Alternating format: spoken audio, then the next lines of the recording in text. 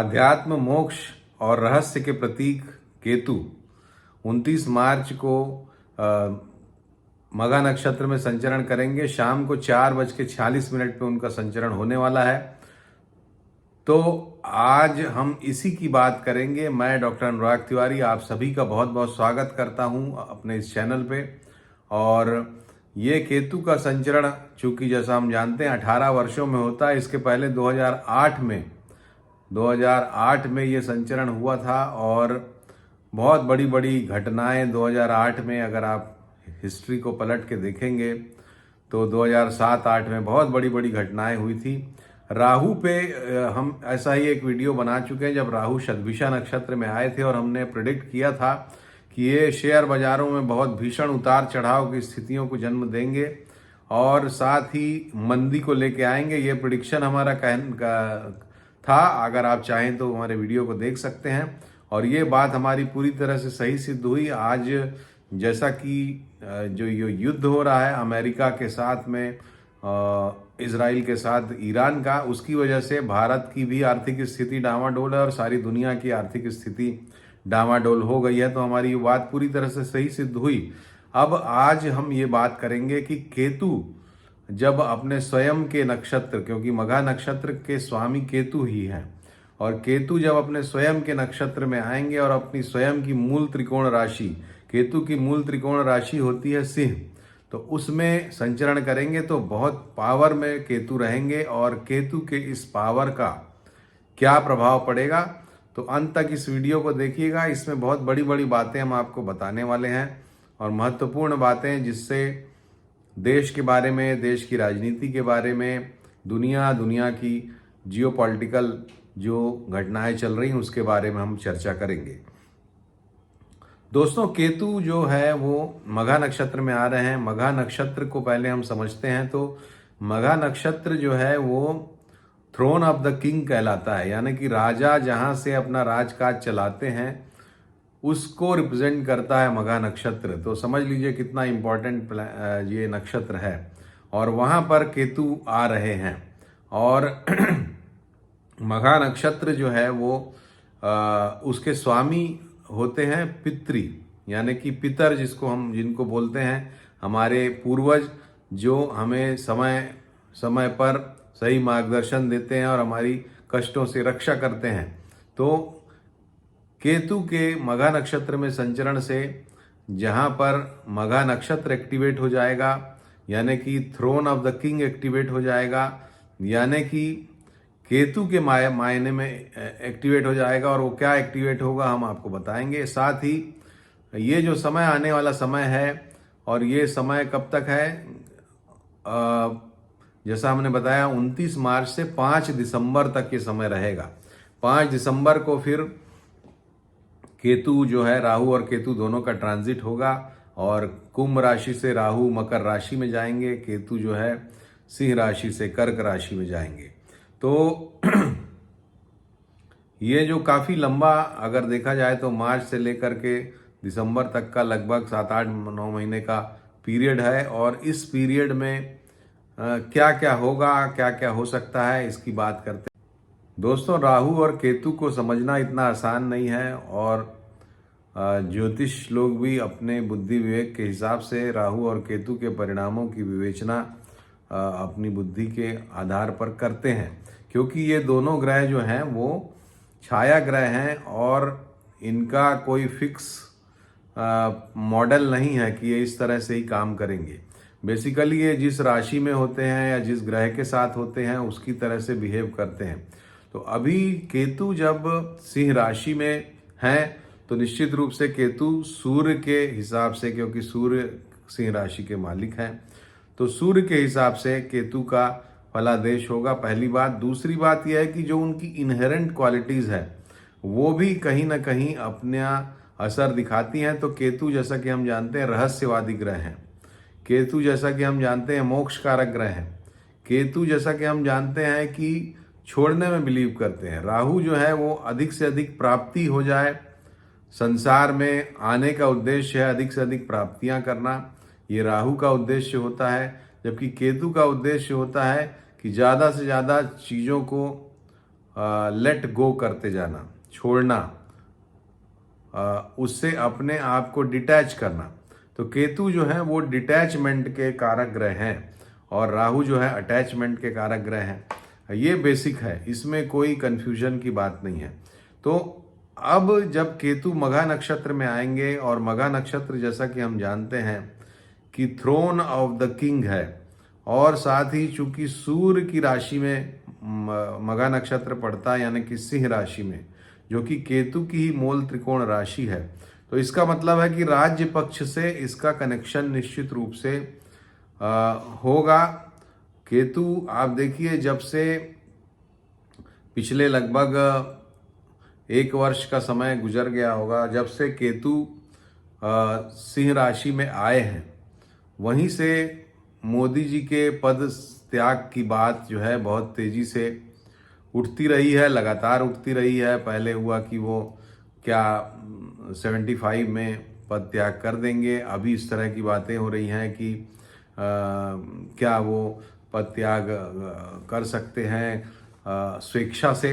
तो इस तरह की जो बातें हैं, केतु चूंकि दशम भाव में अभी मोदी जी के चल रहे हैं, मोदी जी वृश्चिक लग्न की कुंडली के मालिक हैं और उनके दशम भाव में सिंह राशि बैठती है। सिंह राशि में केतु चूंकि अभी चल रहे हैं, इसलिए लगातार जब से केतु आए हैं सिंह राशि में, मोदी जी के पद त्याग की बातें लगातार चल रही हैं। अब जब केतु सबसे ज़्यादा बलवान स्थिति में आने वाले हैं 29 मार्च से, तो आप देखेंगे कि ये बातें और भी ज़्यादा बढ़ती हुई आपको दिखाई देंगी 5 दिसंबर तक का जो समय है, क्योंकि 5 दिसंबर को केतु राशि परिवर्तन करेंगे। अभी मघा नक्षत्र में सिंह राशि में 5 दिसंबर तक ही केतु रहेंगे। तो 5 दिसंबर को जब वो ट्रांजिट करके कर्क में चले जाएंगे, तब ये बातें बदल जाएंगी। लेकिन अभी 5 दिसंबर तक ये बातें बहुत ज़्यादा होती रहेंगी। और ये भी हो सकता है, चूंकि केतु के बारे में एक और गहरी बात आपको बताऊं कि जहां केतु मोदी जी की कुंडली के दशम स्थान पे संचरण कर रहे हैं और फिर मघा नक्षत्र में अब आ रहे हैं 29 मार्च से, वहीं मोदी जी की पत्रिका में भी मई से 27-28 मई से लेकर के अक्टूबर तक का जो समय है वो मंगल में केतु का समय आ रहा है दोस्तों।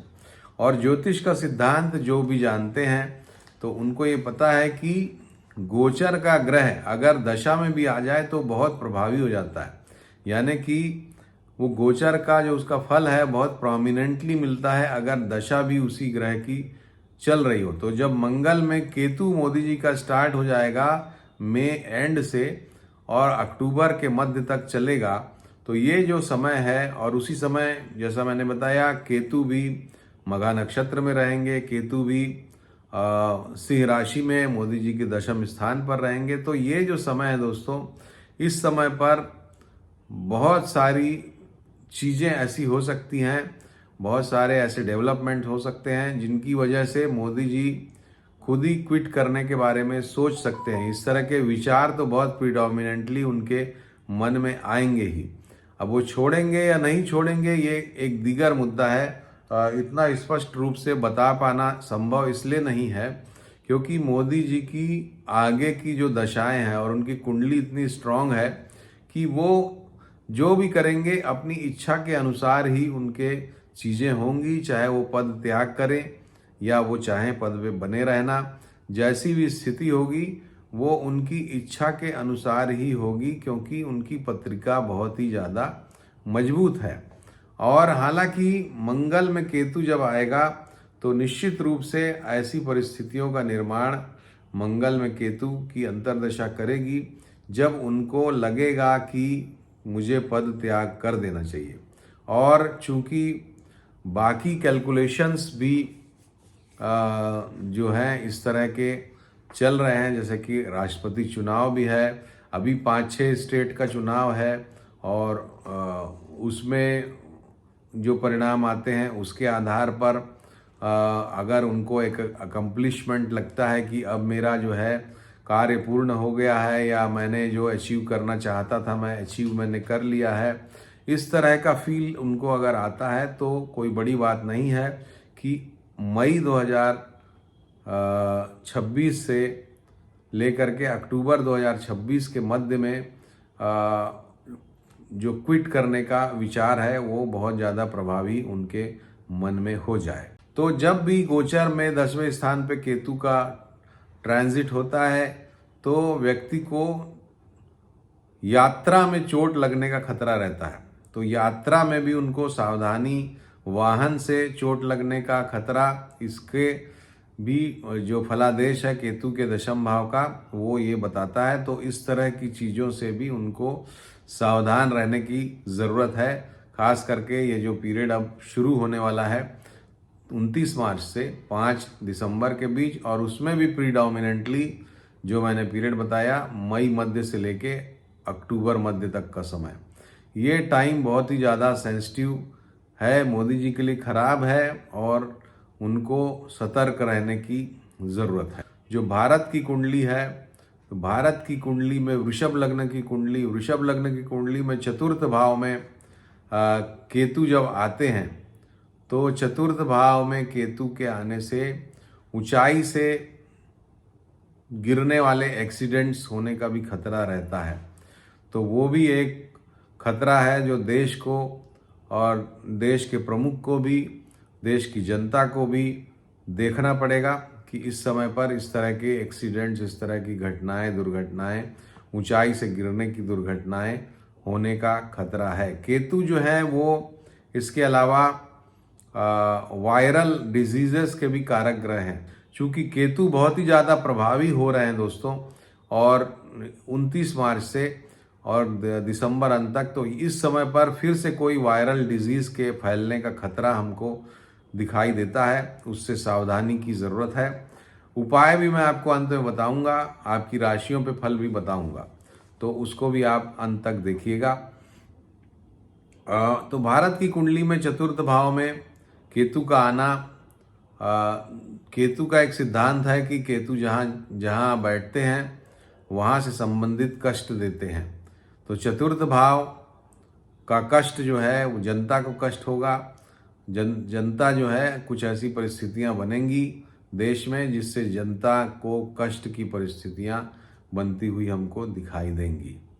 इसके अलावा जो जगत कुंडली है उसमें पंचम भाव में केतु, पंचम भाव का जो केतु है, पंचम भाव लाभ के स्थान के सामने पड़ता है। तो ये भी रिसेशन की तरफ, मंदी की तरफ इशारा करता है केतु का यहाँ आना। तो कुल मिला के केतु विश्व में मंदी लेके आएंगे, हमारे देश में जनता को कष्ट लेके आएंगे। मंदी भले ना हो सकता है कि महंगाई की वजह से हो, या जैसे क्राइसिस हो जाती ज़रूरी चीज़ों की, फूड की क्राइसिस हो गई, गैस की क्राइसिस हो गई, पेट्रोलियम की क्राइसिस हो गई, जिससे जनता परेशान रहे, जनता लाइन में लगे, लोगों की तबीयत खराब हो। इस तरह के जो परिणाम हैं वो ये केतु देने की स्थिति में अब आ रहा है, और इसलिए हमें बहुत सावधान रहने की ज़रूरत है। इसीलिए हम आपको ये सलाह देते हैं कि अपने जो काम का जो पैसा है, जो ज़रूरी पैसा है, आपका जो महीने का बजट है, उसके 3-4 महीने का खर्चा आप अपने पास कैश में रखिए। युद्ध चल रहा है खाड़ी में, अमेरिका और इज़राइल का ईरान के साथ।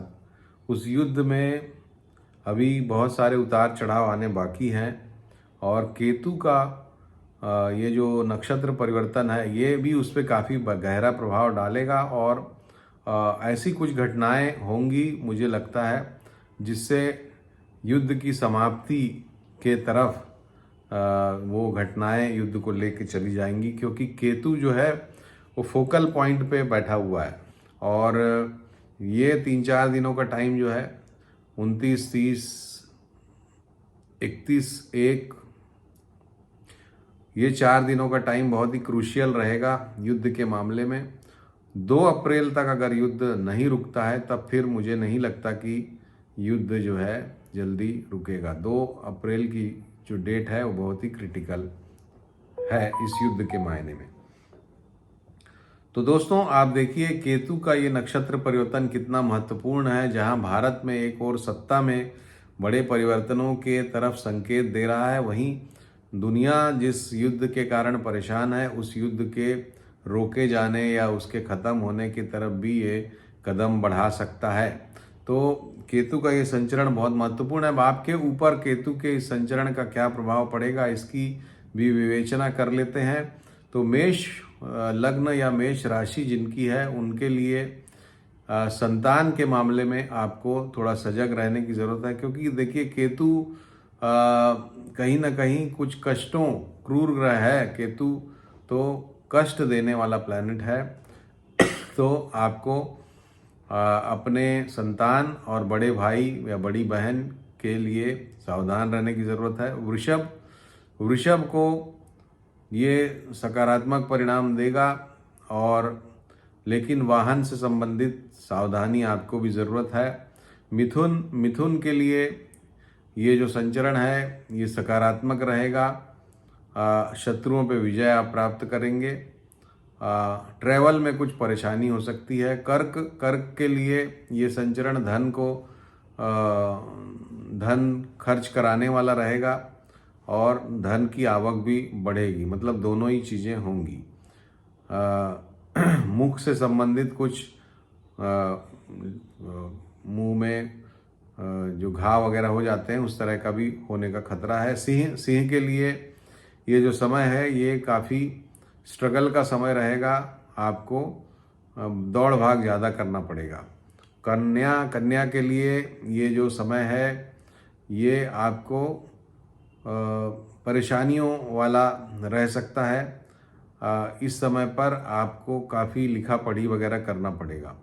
तुला के लिए ये जो समय है लाभप्रद रहेगा, लेकिन साथ ही आपको अपने जो लीज़र टाइम है उसको अच्छे से यूज़ करना पड़ेगा, और लीज़र टाइम में कुछ नुकसान होने का भी खतरा है।